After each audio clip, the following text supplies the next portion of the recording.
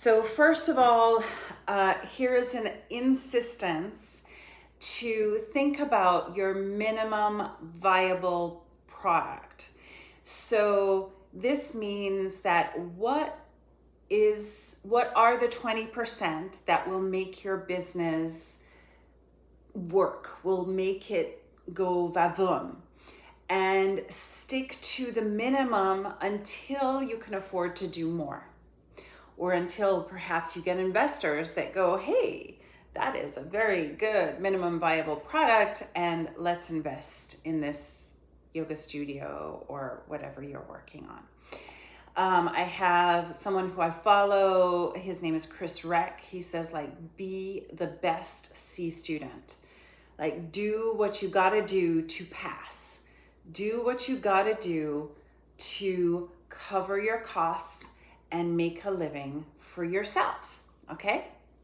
And if a part of you is like, no, it's got to be this shiny, beautiful, perfect thing that I create, it's okay if it's not a shiny, perfect thing that you create.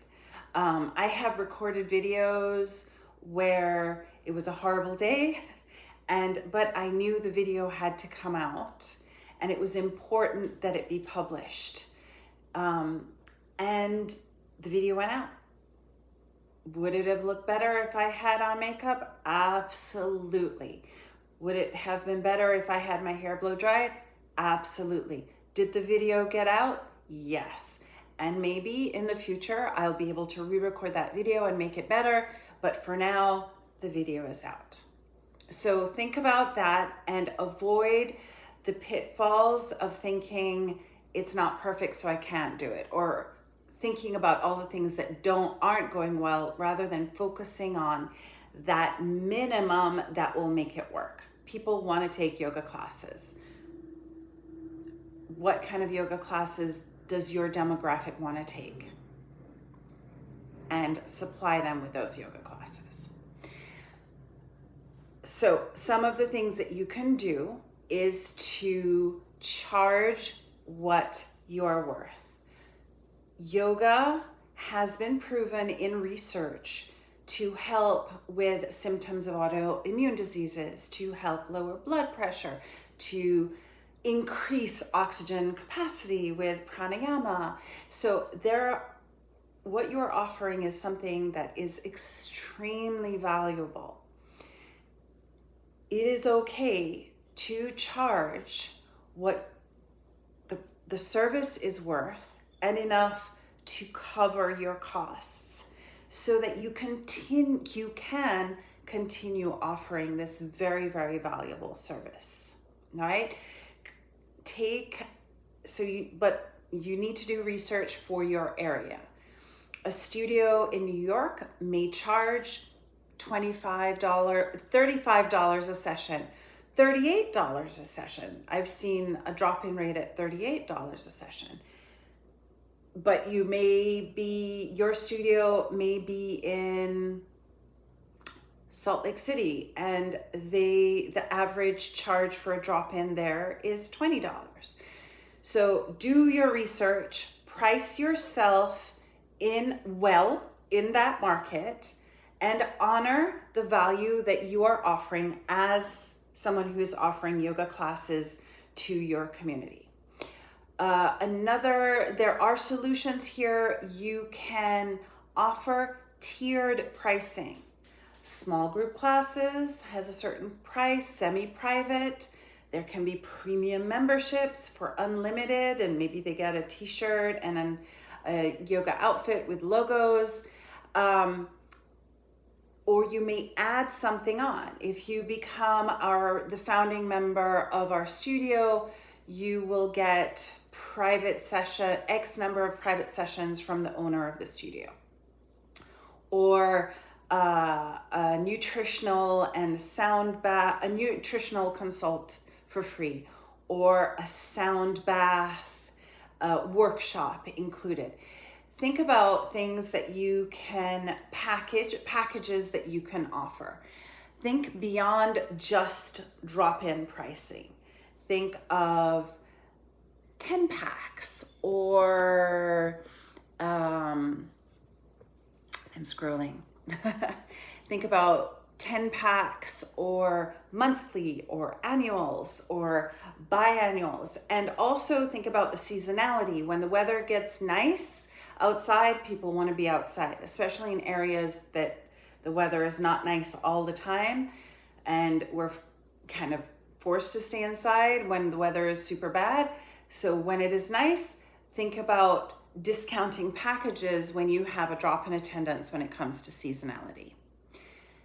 Another way for you to stand out is to build a signature brand.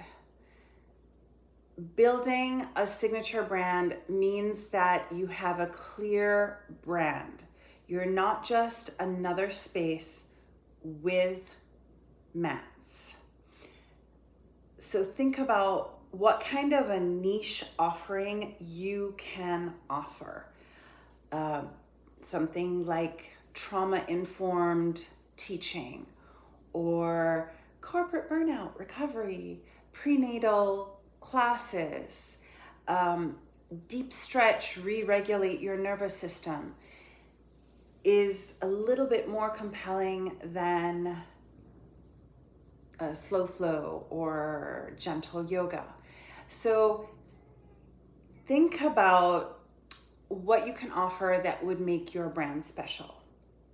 And also think about, for you as a teacher, what is special to you. Because when you're authentic to yourself and what brought you to yoga, and beyond just taking classes, you're now thinking about paying it forward, giving other people the opportunity to take yoga classes and potentially change their lives as well through yoga is important. So what is your demographic? What do your potential clients want? But also in the middle of all of that is you and your calling, your dharma to teach yoga. All right, so also smart scheduling.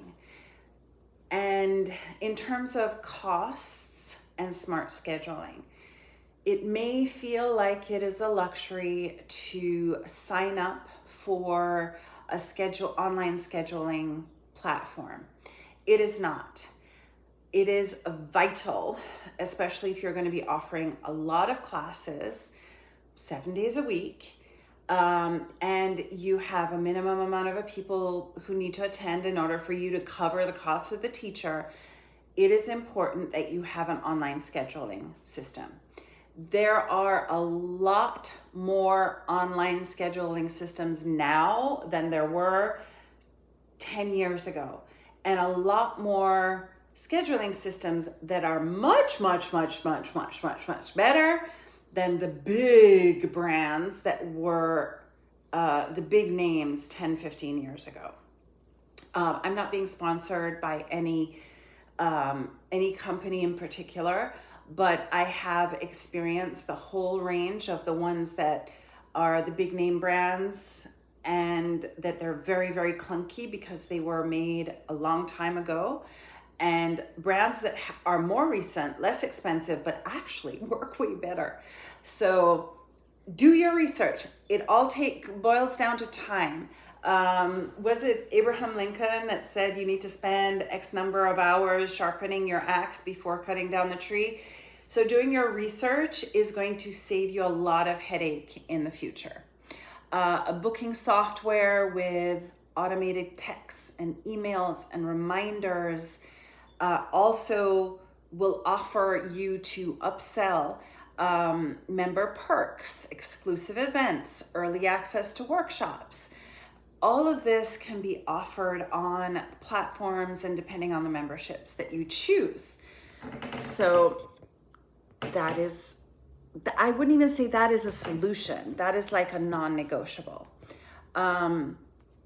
Don't try to compete with big brands, especially if you're a boutique studio. Do what you do and do it well. Connect locally with other people, other businesses that are synergistic with your studio. so that you can offer, you can collaborate and create synergies between you. So for example, if you have a yoga studio, your space has a small room, and maybe there's a very well-known massage therapist, maybe they can rent a room from you, or maybe they have their own business, but they want to offer workshops, and also for you to promote their business in exchange. So there is a great option in terms of connecting locally to other businesses that you can lift each other up. There is another option that you can do, is to record classes live, so that you have an option, a digital option for your studio. It could be seasonal, because perhaps you don't have the bandwidth or the technology to be able to offer a large portfolio of online classes. You're not going to compete with, for example, Peloton, right? The Peloton yoga studio. But you could create signature online available workshops like winter solstice, or how to reduce the sensations of the summer heat. Grow your email list. So I'm moving on. Grow your email list by offering tips in your email list, things that people want to open up and they're interested to read. So you develop, and you'll know when people come in and you teach a yoga class and you talk about your watermelon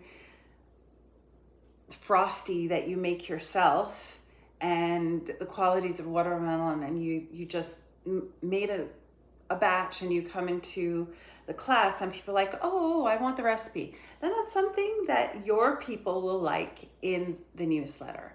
I mean, there's a lot that you could do, but it's really to keep your ear to the ground for what your people want. How about like a solstice reset?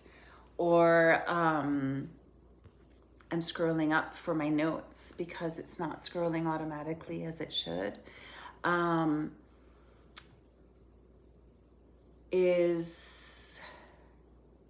So the notes here are saying lead, don't just hustle. So very often people come to yoga and they look up to you because they are taking a yoga class with you. They acknowledge that you have an expertise that they do not have, and in that way you are a leader. So that is very, very important, meaning that you need to step into that mindset of being a leader, and honoring that, and offering wisdom in your letters. It also means that when your budget allows, that you can start to delegate.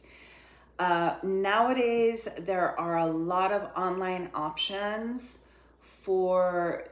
that are very reasonable and accessible for small businesses. For example, social media, or design work, or helping with administration on the back end of things. For you, as a business owner, you need to stay fresh and knowledgeable. So invest in yourself with business coaching, leadership training. Remember to rest. Be aware of when your mind and your body need a break. And that is very, very important. And that's part of yoga. but it is also part of your business, because if you burn out, your business might as well. So find your own balance, and so will your business. Think about creating systems that automate what you can, whether it be client follow-ups or class check-ins, things like that, where people anonymously or not can give feedback, or safely give feedback automatically. So you will know. If it's automated, then you will know this class works. This teacher is someone that my people love. This teacher is a great teacher, but they need to adjust in a certain way. That is, the data is going to be really important for you. And think about it like when there's a big yoga franchise, and someone invests in it, one of the big things is the data. They know what works, and they can look at other studios within that franchise and see what they did, and they can mimic it, and they can work.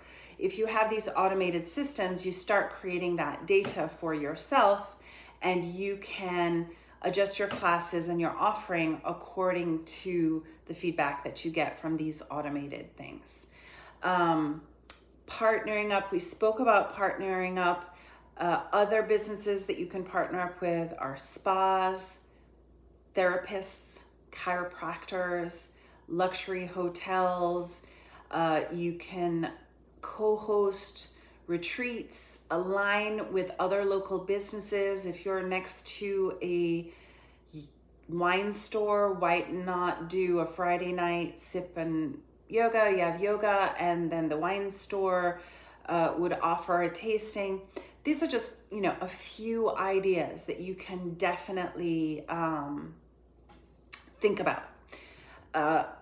So I'm going to go back a little bit to strategy as a boutique yoga studio. Branding yourself is important, and branding your offering as a premium offering, regardless of which area it's in, as an offering that when people come, they're like, oh, this is what I'm getting. So yeah, I'm happy to pay this because I understand that this is this kind of offering. Think about how people want to feel when they come into your studio. A calm feeling, a feeling that it is like a sanctuary. Remember to connect that feeling with your communications, the fonts that you use in your emails, the neutral tones. Get it all connected. The feeling that you're trying to create, and the words, the colors on the walls and in your emails that are associated with that. Give your clients a clear promise of what they will get when they come to your space. For example, a sanctuary for mind, body, and soul. A holistic experience where tradition meets transformation. Develop a signature style or a method. So perhaps it could be alignment focused, a studio that's focused on alignment and keeping students safe, or nervous system reset. Suggest going away from or refining regular titles for classes. So Vinyasa level 2, how about empowered flow, strength and grace? A little bit more descriptive, and maybe will speak to people more. These are suggestions. It resonates with you, your space, what you want to offer, but just to give something more specific. So pricing and packages. So I spoke about that in the first video. So here are some other ideas or building on those ideas. Having a monthly price that includes something else. Offering a package of 10 classes or 6 classes plus 10% off all workshops. Another option could be unlimited classes for a certain amount of time, and it includes one guest pass and access to member-only events. Again, it's just like suggestions, right? An offering of private packages. This amount of privates per month, or if they buy an annual, they get access to a certain amount of privates per year. How much to charge per private session? So the average is $150 to $250 per hour. Of course, like if it's your friends or your family, you adjust your price accordingly, but there is a downfall that if you charge less, that they will think less of you compared to another teacher who charges more. So just keep that in mind. Offer packages that solve real problems. So for example, stress reset, 4 privates, a journal and a workshop, a journal writing and workshop session in order to reset your nervous system. Something like postnatal rebuild, a program that would focus on the pelvic floor and a support circle of other moms. Think about teaching that teaching yoga is not just teaching a yoga class. And if you want to open up a yoga studio, chances are you understand that. There are people who teach yoga classes as maybe a rote kind of thing. This is my yoga class. I teach these sun salutations, then I do sun salutation A, sun salutation B, then I do the standing flow, and then I final stretches, back bends, whatever, and then I walk out the room. Is very different than a teacher who comes in and who really cares for their students and who is teaching to pay it forward or share it forward to their students. So think about your yoga as not just a product and a service, even though that's part of the business, but also something that has the potential to transform. So offerings that reflect depth as well. Anchor your ideas in things that are deeper than basic shelf yoga. Things like therapeutic, trauma-informed, breath work, meditational, seasonal attunement, things like that. Like I'm sure these are just ideas for you to spark your inner creativity. Workshops, seasonal series, so autumn detox, winter yin and stillness, that's a season for reflection, a mentorship series, so people who want to work on yoga in small groups and do some deep dives into the philosophy, like Yoga Sutras. Those that want to look at alignment and anatomy and how yoga can help them golf better, run better, help them stretch the muscles in their back. Again, this is all like ideas to spark your creativity for your space, right? So in terms of marketing and client experience, people expect with yoga that there is a human touch, that it's not just a corporate offering. They do want to feel, even in all of your professional communications, that there's a little bit of a human touch. With that said, call to action in your communication, whether it be a social media post or an email, call to action to book a class, read a blog, download a free guide to a walking meditation. Those are some ideas. Also, you can offer things like premium freebies that you can offer to whoever comes new and signs up for one of the higher ticket packages. Could be a video series. It could be something that has a nurturing sequence, or every week you send them a 10-minute sequence that they can do at home, things like that.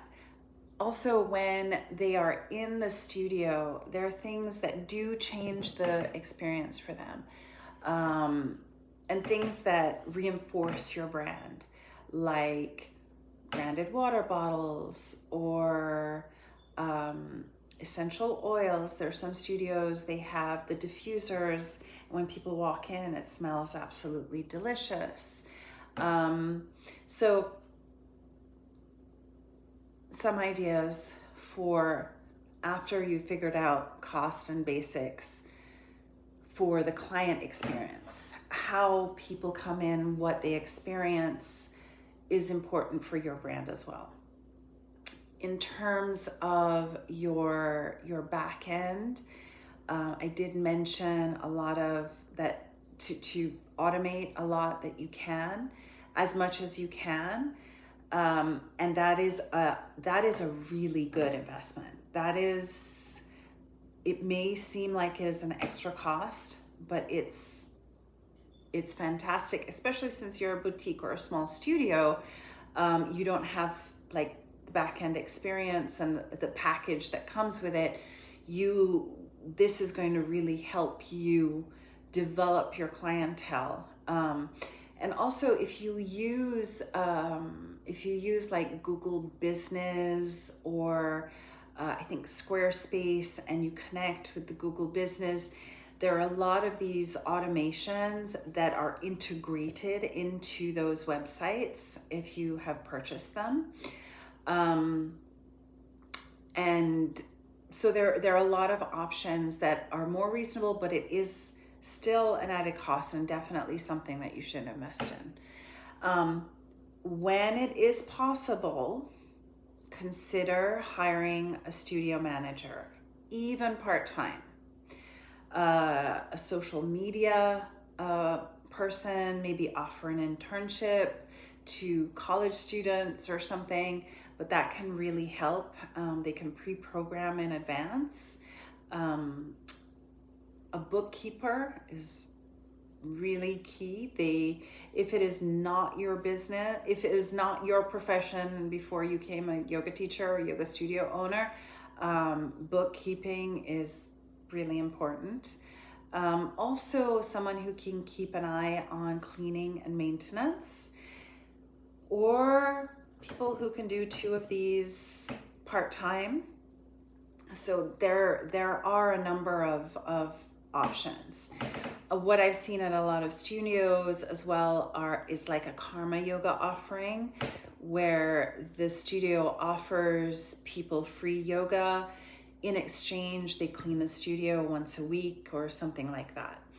That is something that could help reduce your costs as well. And I'm scrolling up. Partnerships, we spoke about that, and expansion, and to start local, and options as well. Like if you're someone who thinks about travel a lot, options for offering retreats, destination retreats in beautiful places. That offering retreats can be an upsell and also a bonding tool with your clients. Your growth metrics, these are kind of like the chunky part of business. Keeping in touch with your metrics and looking at them is something that will help you adjust to change, and help also your email list, your growth and engagement will help, because the metrics will show you which classes perform better, and if it's automated, you'll be able to consult that yourself. Please remember that you cannot please everyone. You want to begin your studio with the idea to make it profitable, and from there make a living and help people along the way. You can also create other streams of income. With a yoga studio, you can also offer trainings to train teachers. This is a very high ticket offering, and it's also something that will create teachers that you want at your studio. For your demographic, there may be certain areas that yoga for mobility is really, really important. There may be certain areas that there are more people who want core, power, high intensity yoga, heat, sweaty yoga. So there are vast differences as well there. So when you train people, you can train them for your demographic, for what your people want, which is why at APlusYoga, we make it much easier for yoga studios to be able to offer their training. And the most accessible price for our services, even at the most accessible price, which is kind of off the shelf, you, the studio owner, are the one that does the final sign off on the teacher trainee, not APlusYoga. They're potentially people who you want to teach at your studio, so that is your decision to sign off of who, when they graduate. I have gone way over the time that I expected, and my teleprompter was not working as I expected, so my finger was in the screen part of the time. But the video is done, and I have quite a number of family responsibilities to be dealing with right now. So I am grateful and happy, and I hope that I gave you some added value, some ideas, and please, if this was of use to you, added value for your decision to create a yoga studio, gave you some ideas or stoked or the fire of better ideas that I suggested on here, please give me a thumbs up, a like on this video, follow as well. That is completely free as well. Thank you for watching, and stay tuned for the next video.